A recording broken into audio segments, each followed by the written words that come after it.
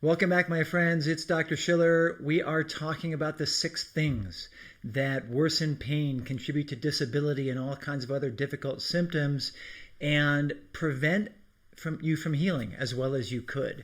And in video 1, we talked about the first 3. And in video 2, this one, we're going to talk about the second 3. I encourage you, if you haven't seen video 1 yet, to check that out. There's a link to it on this page.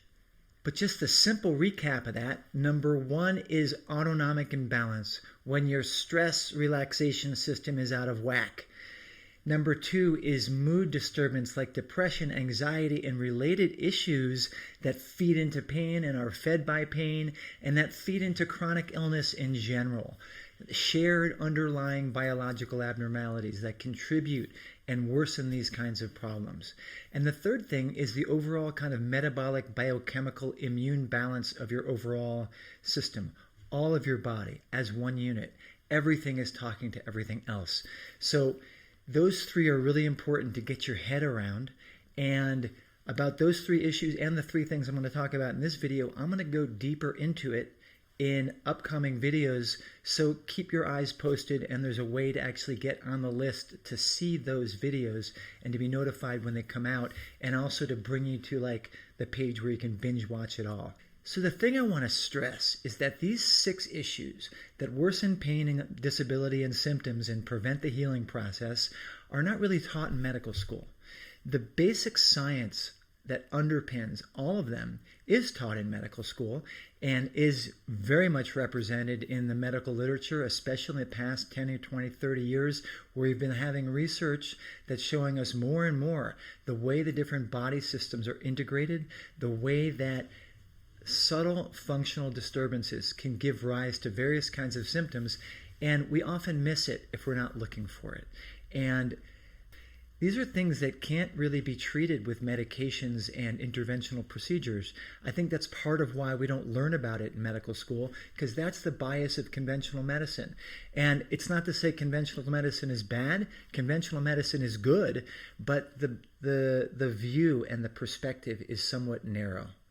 And like so many people who have sort of opened up their eyes and studied other perspectives and natural healing perspectives, we get sensitized to these issues and they become obvious, and we treat them and they're game-changing. So I want you to pay attention, get the big picture, and then go deeper into it and learn more. Okay, so let's continue with our discussion of these 6 things. We're on number 4, and number 4 is what you could call neuromuscular dysregulation. What I'm talking about is how this incredibly rich system that controls your movement, it's your brain, various parts of your brain, your spinal cord, your nerves, your muscles, all the sensory organs in your muscles, and they are exquisitely regulated. I want to show you some slides so you can get a picture and understand this. The point is that the regulation of this system is very refined, and various things can throw it out of whack, whether it's trauma, injury, inflammation, emotional distress, autonomic imbalance. A lot of different things can throw the neuromuscular regulation system out of whack, and then it's almost like you got a bunch of noise going into your system. Imagine you're trying to drive down the road and it's a complex, noisy day, or maybe it's raining and there's thunder and you don't really know where you're going. Somebody next to you is giving you directions badly. You're driving through a construction site. There's so much going on, you can't really control the car and you end up running into something, God forbid. Okay, so that's kind of what happens to the neuromuscular system, that your motor control gets out of whack. And what ends up happening is you get patterns of co-contraction. You get things being tighter than they should. You can't relax. You lose your coordination, and it is painful, and it can make it difficult to move. So let's just look a little bit at the underlying biology of some of this stuff, okay? So check out this first, and this is just a cross-section of the spinal cord. And the thing I want you to see is that in red, these are like the motor nerves. The motor nerves come out of these little cell bodies, and they tell your muscles what to do. And then in the blue, this represents the sensory nerves. And this is the nerves that are bringing information from your muscles, from your joints, from your body. and kind of feeding into it. And you'll notice there's like a little reflex there where they feed into each other.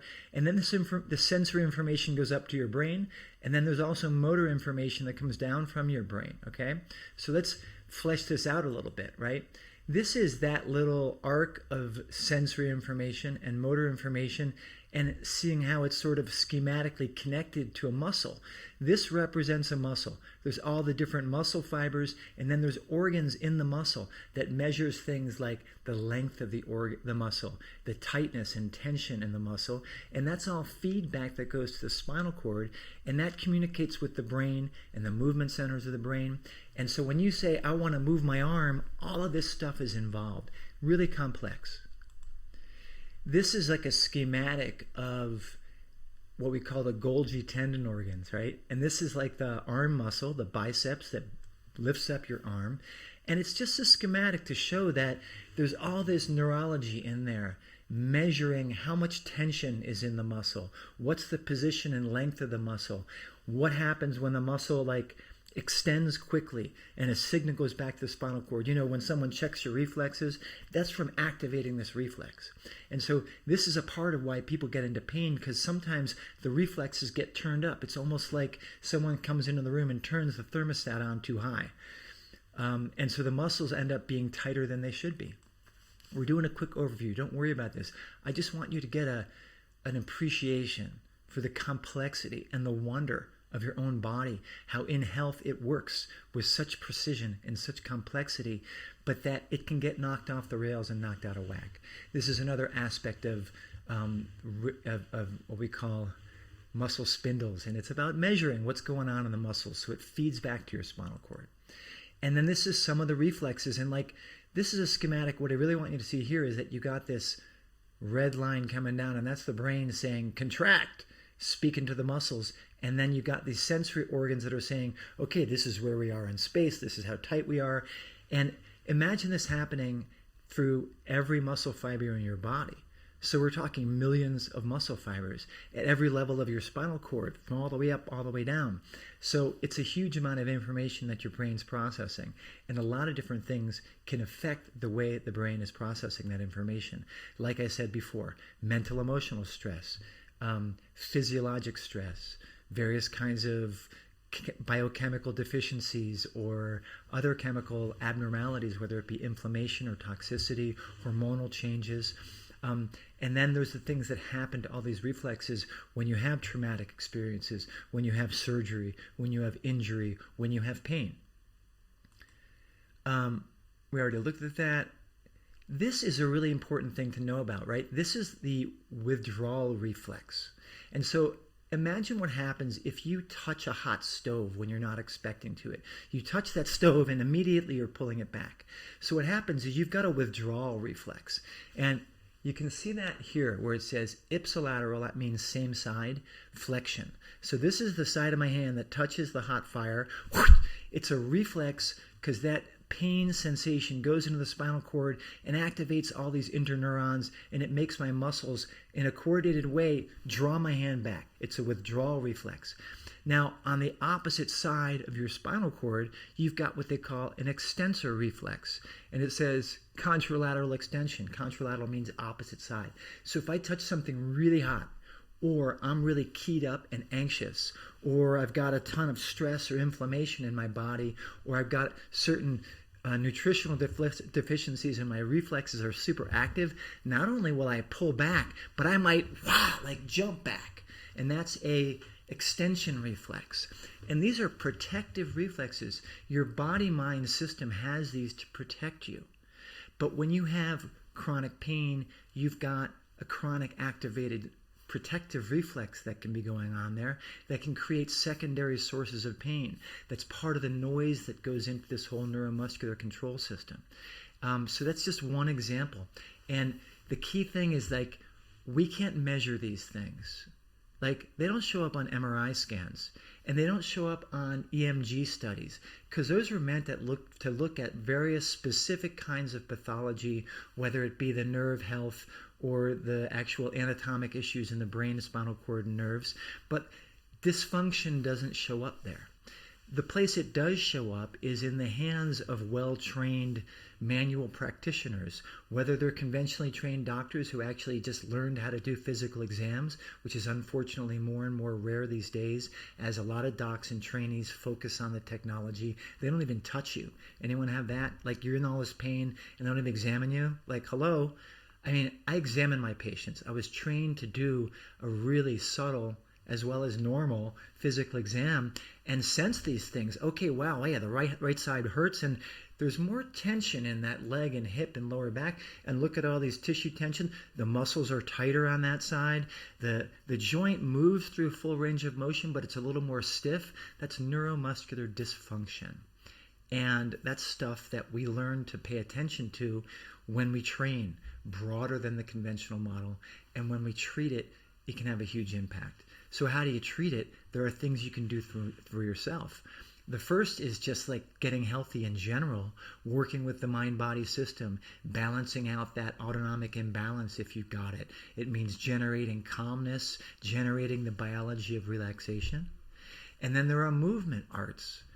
My sense is that aggressive physical exercise, where you're just like lifting weights or running, can reset stuff like this, but frequently what it does is aggravate it because you're putting more noise into a system that's already aggravated. You're basically, if you got a muscle system that's tight and protective and you start lifting weights with it, well, you create more tension in that. And for many people, my sense is that's why they get more pain when they try to exercise.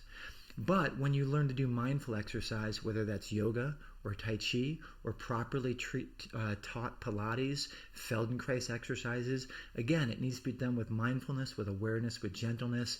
It's about meeting the limitations in movement in a very, very gentle way.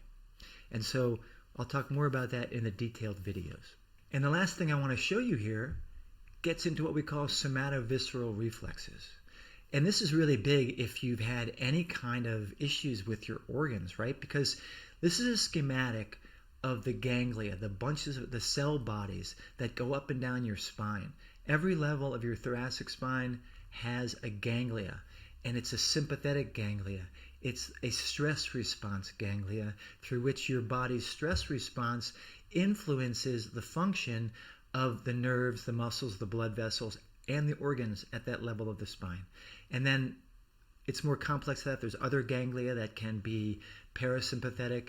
It's complex physiology. But the point that I want you to get from this slide is, first of all, that when you've got something going on in your gut, whether it's irritable bowel syndrome, or you had a kidney affection, or you had a heart attack, or you had something, an appendicitis and a surgery or whatever it is that affects the internal organs, that feedback goes into the spinal cord, goes into the ganglia. That influence is the muscular reflexes at that level of the spine. And reflexively, the opposite also happens, that when you have changes in the neuromuscular system, you get a fracture or a muscle spasm or an infection in your tissue or a wound or a surgery, that feeds into the spinal cord and influences the way the viscera, the visceral organs, can affect it, can operate or be balanced at that level, and can create pain, can create dysfunction, can activate the sympathetic or parasympathetic ganglia at that level and influence, frequently negatively, the function at that level. So it's another aspect of how there's an integrated physiology that we don't always think about according to the conventional medical model.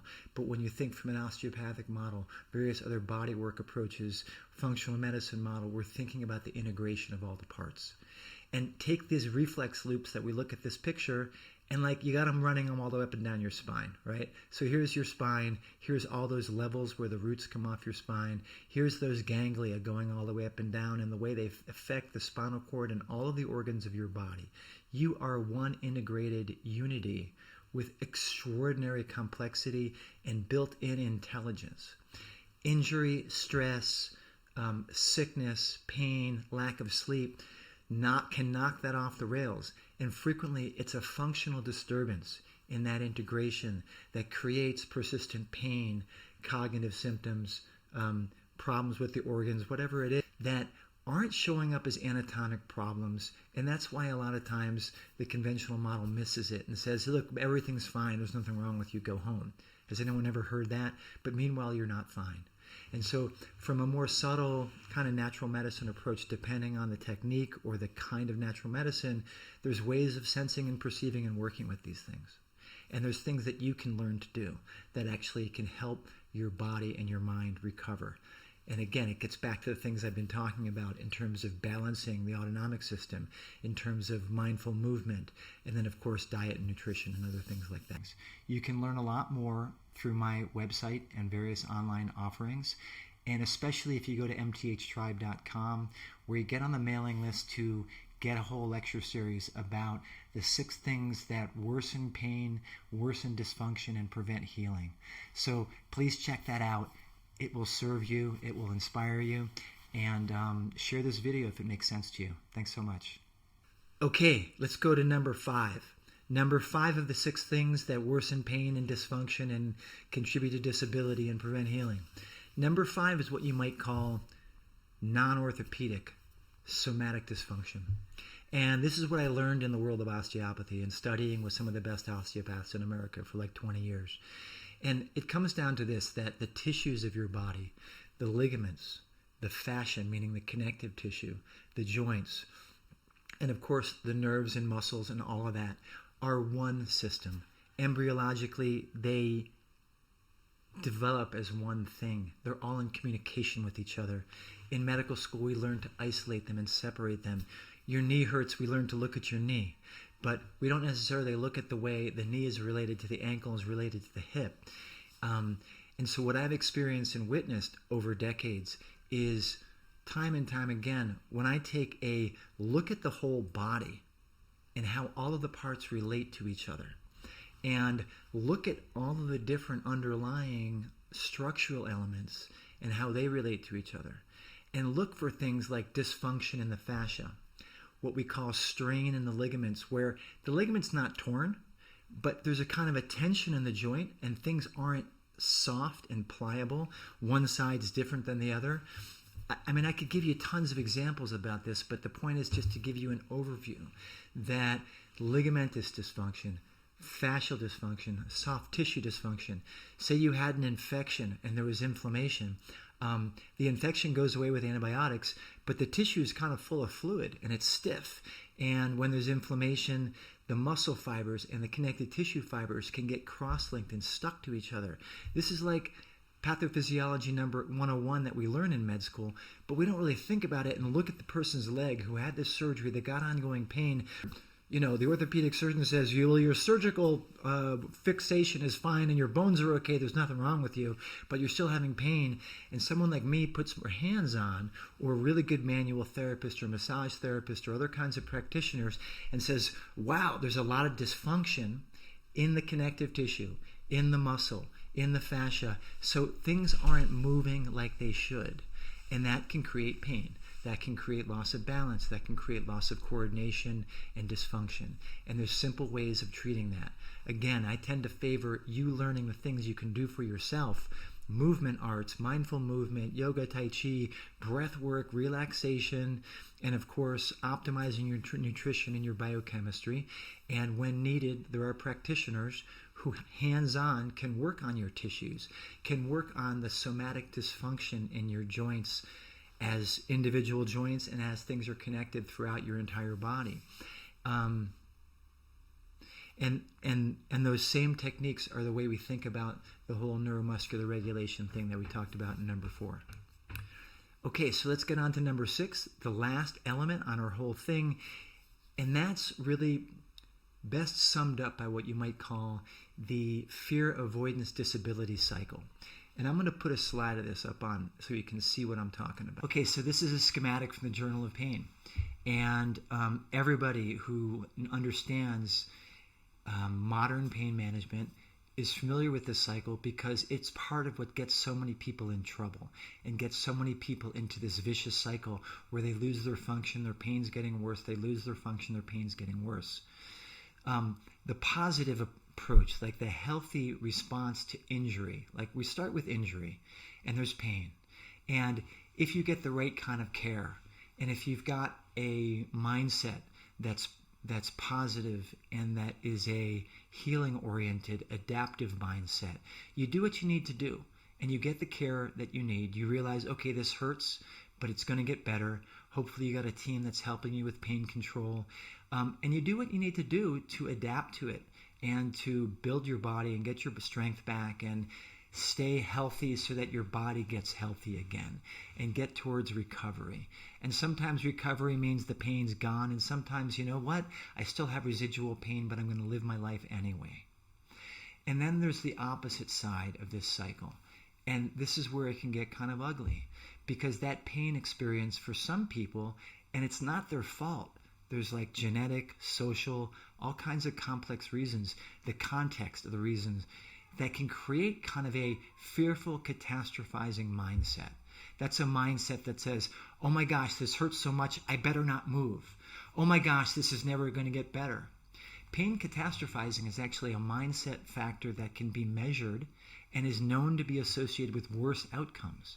It actually has been shown to sensitize the pain pathways so that person who's catastrophizing or has negative bias, negative thought patterns and fear about any symptom, it actually turns up the volume in the spinal cord and the brain and sensitizes those circuits so that the pain actually gets worse. We're not talking about, oh, it's all in your head, get over it. We're talking about the spinal cord and the brain change so that the body's more sensitive and the body hurts more. It's coming about and it's triggered and it's perpetuated by catastrophizing and fear. Frequently that can be worse from autonomic imbalance. It can be worse from trauma. You know, somebody who's had a bad accident who is fearful they're going to have another accident, or who is living with some kind of post-traumatic stress, or is enraged that that guy with whatever happened who did this accident and caused it was ruined my life. That rage, that frustration, a lawsuit, so many different things can feed into this cycle. And what happens is the person becomes less active and less engaged with life. The body gets weaker. It gets less able to work and do things. So the muscles get more sore. It creates worsening pain because of the fear, the emotion, all of that. So it becomes a vicious cycle, depression. And, you know, the key factors are fear, avoidance. I'm not going to do anything. Catastrophizing. Oh my gosh, this is horrible. It's never going to get better.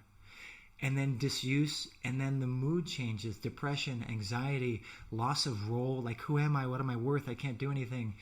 All these difficult things that come up that feed the cycle and lead toward disability. So how do you recover from this? It's complex. It's about addressing the different elements, addressing the fear, the avoidance, learning like, okay, this actually isn't dangerous pain. I just need to do stuff. It's about doing the right stuff that doesn't aggravate it. And again, that's where I'm a big fan of the mindful movement, because what you do is you learn how to move within your boundary, and you learn to meet your envelope of what you can do gently with relaxation, calming the mind, calming the body, moving and gradually building past that envelope and increasing your mobility. You're doing things to create positive emotion, to counteract the catastrophizing, to work on the mindset, getting social support from a group of people that care about you, that are dealing with similar things, who've been through it, who can look at you and say, hey, I know what you're going through. So that's part of what helps people come out. And that's why multidisciplinary pain treatment centers exist in some of the top medical centers. That's why they have groups for people with pain. It's not just about sitting around and crying together. It is about crying together because sometimes that's helpful. It's about social support. It's about community support. It's about breaking the isolation. It's about looking in the mirror of another person who actually has either suffering from the same thing or has been where you've been, and getting that reflection that like, hey, you can do it. Okay, so that's kind of an overview of the fear avoidance mindset, pain, catastrophizing cycle. And it's so important to work through that and to find support for that. So, okay, these are the 6 things. These are the 6 factors that are not always recognized by conventional doctors, but that have a huge impact on whether pain gets worse and other symptoms snowball out of that pain experience, like disability and emotional imbalances and mood disturbances and brain fog and other organ system issues, or if the person recovers. And you should know that there's hope. You should know that if you've done all of the things that your doctors told you and your physical therapist told you, if they weren't pain experts and if they didn't have a broad perspective so that they could actually understand these variables, these 6 variables I've talked about in these 2 videos, then find someone who can, because it can make the difference between getting your life back and not. So I encourage you to dive deeper into these topics. There is a web page that you can go to, that's mthtribe.com, and what you'll find there is a sign up, and at that sign up what you'll get is a whole series of additional deeper dive lectures and understandings and educations and training about these issues and things you can do about it. You'll also get information about Movement Towards Health, which is the program that I created to give the pieces to help you work through and heal these 6 aspects that frequently get in the way of recovery. But you don't have to join the course. Please just dive into the material and learn from it so that you can actually empower yourself to get better and heal and live your best life, because that's what I'm here to support you to do. I'm here to serve. Let me know how I can help. Let me know if these videos are helpful or not helpful, what else you want to see. And please share this stuff with other people if you know someone who you think might benefit. So thanks very much for watching, and I look forward to seeing you.